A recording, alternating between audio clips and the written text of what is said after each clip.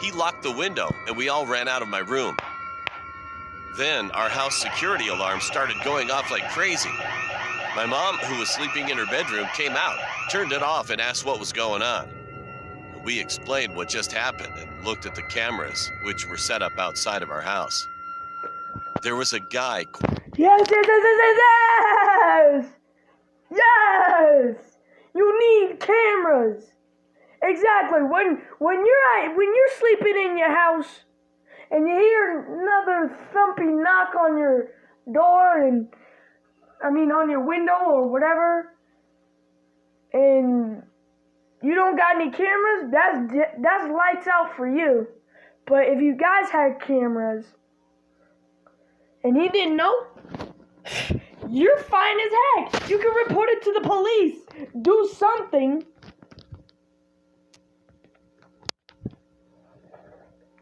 Okay, back to the creepy delivery pizza man. Quietly trying to come down a ladder. I realized the thump on the wall we heard was a ladder. Oh. Mom quickly got out her phone and called the police. We locked all of the doors and came back to the monitors to look at the cameras. And we saw the man opened our backyard shed and hid in there. In just a few minutes, the police were already arrived. 3 officers went outside searching for the man while we gave information to the other officer. We told him that we saw the man going into the shed out in our backyard. One of the police was holding a gun, and the other 2 were approaching closer to the shed. In the blink of an eye, they had entered the shed, found him in the shed hiding, put him in handcuffs to arrest him. They brought him out front and put him in the back of a police car. That time, lots of people heard the noise, came outside to see what was going on, and surprisingly, the cops found some things like a knife, hammer, and others from his pocket. As he was in the back seat of the car, he looked at us and gave us a creepy look with wide eyes. At first, I couldn't see his face clearly, but when I concentrated on focusing it more visibly, I was shocked. A serial killer. It was the pizza delivery guy. After that, the police handled the situation, so we could go back to sleep again that night. I don't know what this guy would have done to us if he had successfully got inside. I don't know what this guy would have done to us if he would have gotten it successfully inside. He had that knife, right? He would have came in, stabbed you like 1,000 times. He looks like a serial killer to me. That's all he looks like. But his face looks disgusting. You might want to shave that beard, ugly little beard, young boy.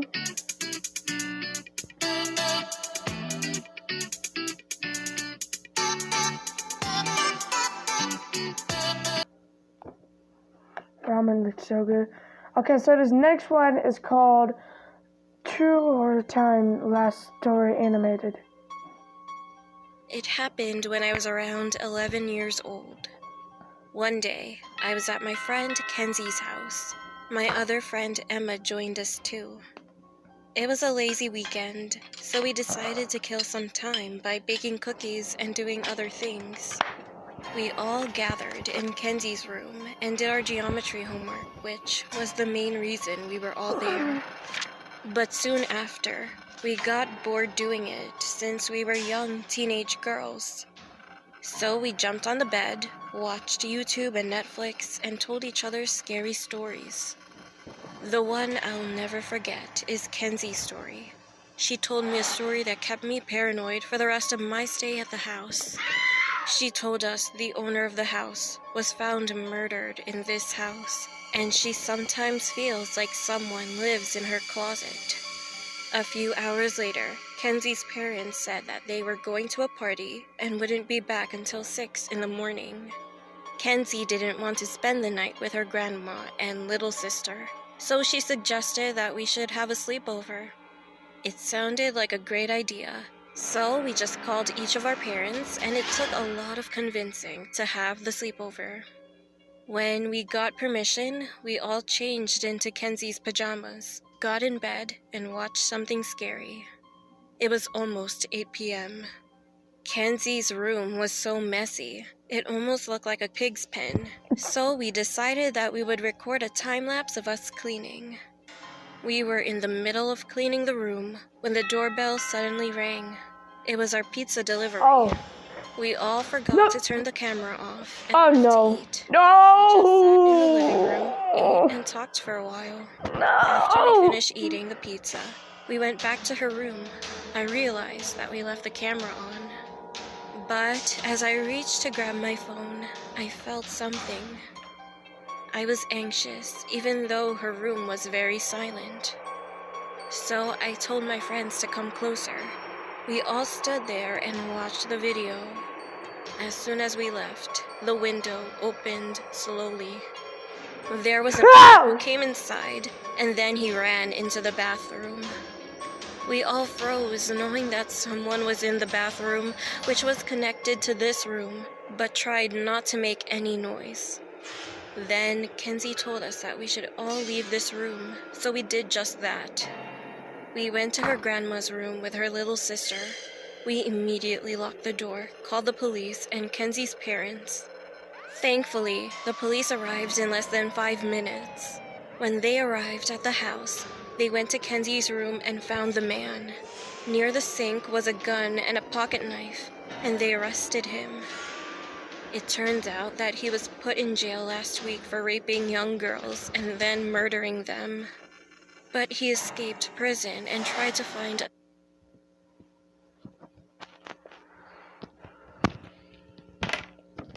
You gonna rape young little girls and then murder them?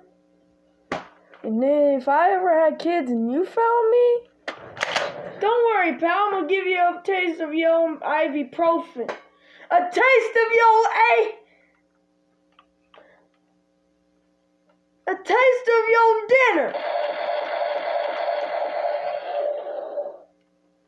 Disgusting little cretin.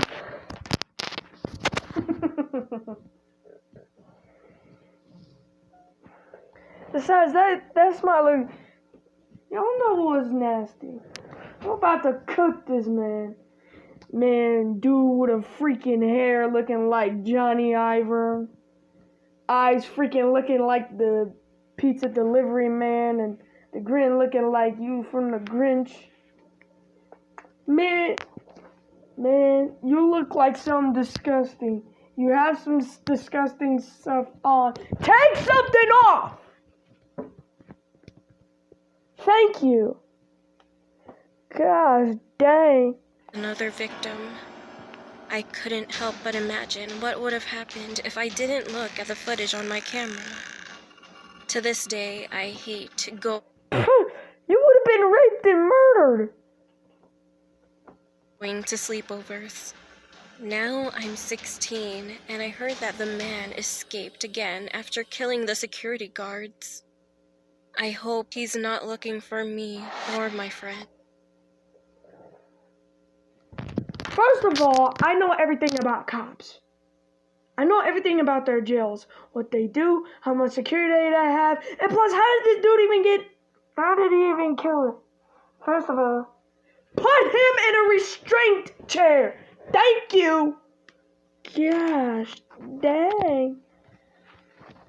My young boy.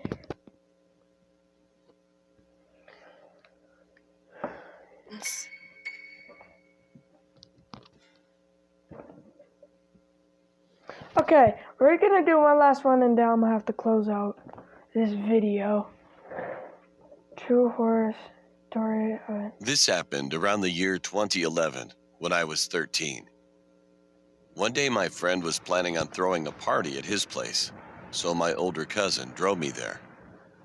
It took about 4 hours to get there, and when I finally arrived, it was around 8 p.m. A few hours later, we were having fun, but out of nowhere, I had to use the bathroom really badly. About 5 minutes had passed, and while I was in the bathroom, I heard a crunching noise coming from the woods. At first, I thought it was someone who arrived late to the party, but all of a sudden, I heard loud banging on glass. I started to think it might be my friend just looking for me, so I told him that I was inside the bathroom. However, it wasn't my friend. Oh, that scared me. It was a guy who looked like he was in his late 50s. He said that his car broke down. You gonna watch me in the bathroom? Another buckshot for you!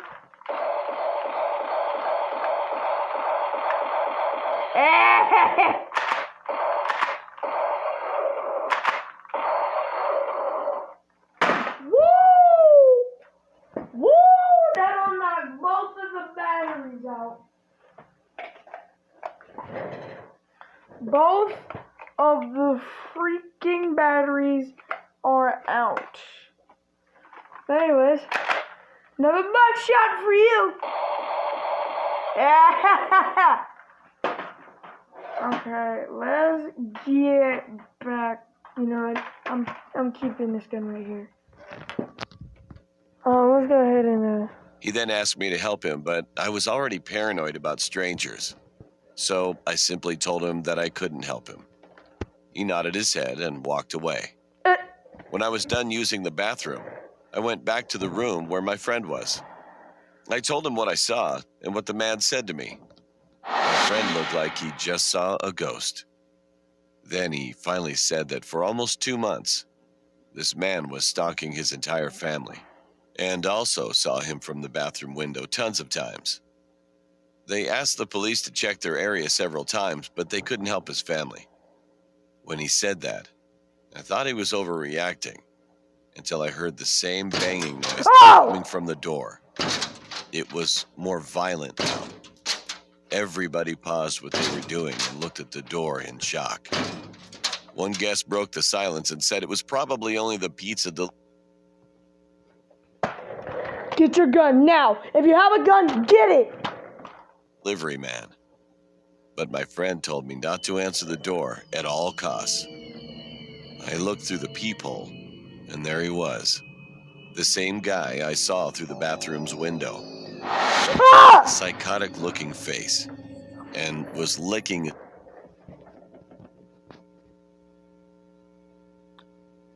This looks like the dude from Sneak Thief. Hey, Corey, it is the dude from Sneak Thief. No, you used to roast him and say, like, yo, look at who lined you up. This dude said, give it that downward slope. I was like, I got you, fam. That was so hilarious. His lips nonstop. We all just stood there in silence and hoped that the man would go away. But after a few minutes, the loud noise came from the basement. Ah! The guy threw a brick at the basement's window and crawled through it. Suddenly, it sounded as if a gunshot Get the phone, get the phone, get the phone! house. My friend and most of the partygoers screamed and ran out of the house. I stayed behind along with a few others. One of the older kids was trained in martial arts, so I saw him assault and attack the man until he was shot. Afterward, the man escaped and ran into the woods. The whole scene was chaotic now. An ambulance and police car arrived soon after, and fortunately, the kid that was shot survived. After a few days of intense investigation, the police went to my friend's house and told him that they caught the guy. It turns out that he was living in the woods. He also kidnapped 3 kids, but luckily they were found in time and set free. But they also found out that he had already killed a few kids already. So after that, he was condemned to death for murder.